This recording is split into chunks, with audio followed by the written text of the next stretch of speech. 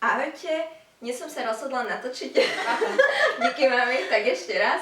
Tak ahojte, dnes som sa rozhodla natočiť video s dvomi najdôležitejšími osobami v mojom živote, alebo teda ženami v mojom živote, a to s mojou krásnou mamou, ktorú už poznáte z Instagramu, a s Nadikou, o ktorej dosť často píšem na blogu.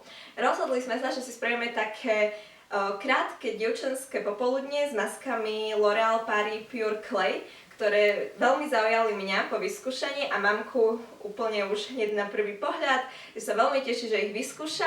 Sú to teda masky s ílom a každá je na niečo iné, preto si ich môžete namixovať a my budeme o chvíľu vyzerať ako indiánky.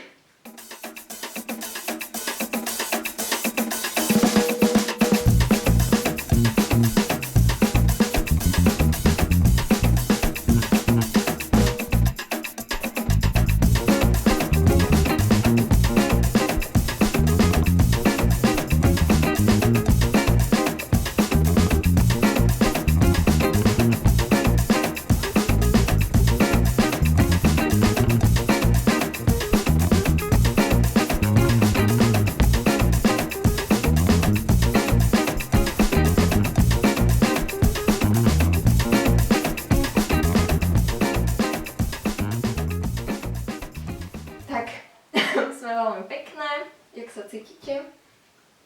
A ja viem, prečo chcela červený a mintový krem, lebo sa jej to hodí k outfitu. A neviem, či sa mi to moc hodí k outfitu. Ale si tak doladená, akože k pulovriku aj k sukničke.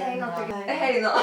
Nie tak, ale aby sme ešte povedali, takže tá ja nemám čiernu masku. Ok, tak čierna maska, tá obsahuje ešte okrem toho ílu aj uhlie, preto je čierna, a ono vidíte, že už napríklad, neviem, tebe som to asi naniesla na hrubo, lebo tebe ešte tak neschne, ale na mame už začína trošku ako schnúť. Na mňa šetrila. Nešetrila som na tebe. Nie, no na mamke už začína schnúť a ona veľmi pekne, proste volá sa to detox maska, takže vlastne čistí tú pleť a pekne ju proste stiahuje tie pory. Ja som ju mala predvčerom a naozaj tie pory stiahla úplne, že perfektne. Červená maska obsahuje také malé čiastočky, takže ona vám ako keby už počas toho nanášania dáva dole tie odumreté bunky. A potom, keď si budete ešte zmývať, tak to bude ešte viac. A zelená maska, ktorú mám na tvári ja, tak tá obsahuje eukalyptus a je primárne určená na masnú pleť, čiže ja som si dala iba do tej zóny, pretože ja mám ako zmiešanú pleť a asi by som si ju nechcela úplne vysušiť. A teraz počkáme 15 minút, kým nám to na tvári uschne a potom si to pôjdeme umyť pod vodou. Správne. A sa tešíme. A ešte vieš rozprávať? Mala som ti tak dať na celú tvár, aby si nevedela rozprávať.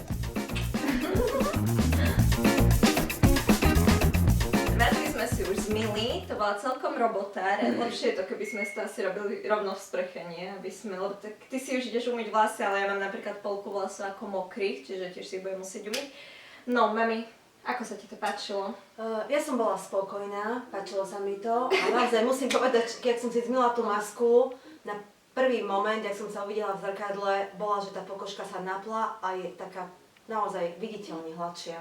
Že ja môžem iba povedať toľko, že som naozaj spokojná. A fakt, vážne? A to mám aj ja takú. Je taká hladšia a je oveľa... A je taká je napnutejšia, takže ja môžem to. Nadi? No tak aj ja som spokojná samozrejme. Hej, dobre, to je vidieť naozaj. Cítim rozdiel.